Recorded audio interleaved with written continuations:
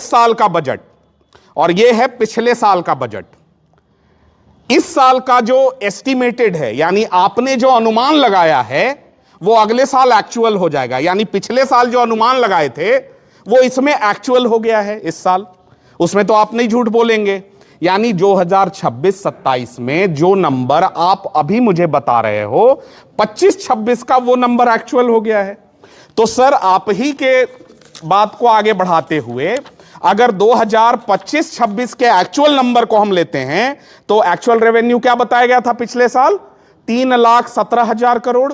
Actual number है 3,29,831 करोड़।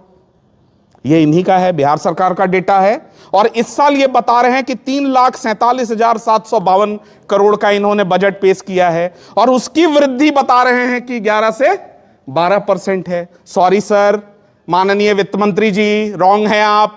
5% है, 17,000 करोड़ से आप बढ़े हैं। अब आप जोड़ लीजिए, मैथमेटिक्स हमको नहीं समझाने की जरूरत है कि मात्र 5% की वृद्धि है आपकी एक्चुअल टर्म में, नॉट इन एस्टिमेटेड टर्म। पहली बात।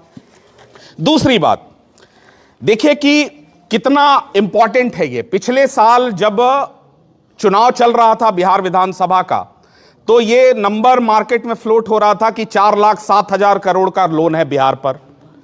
बिहार सरकार के अपने डॉक्यूमेंट में पेज नंबर, आगे कोई पूछे तो हम इसलिए बोल रहे हैं कि भाई ये नहीं लगे कि हम लोग हवा में बात कर रहे हैं। इन्हीं का जो अपना विजेंद्र प्रसाद यादव जी का डॉक्यूमेंट है, उसमें पेज नंबर 15 में ये बता रहे हैं कि 31 मार्च 2027 तक बिहार का कुल लोन ऋण 4,46,326 करोड़ हो जाएगा।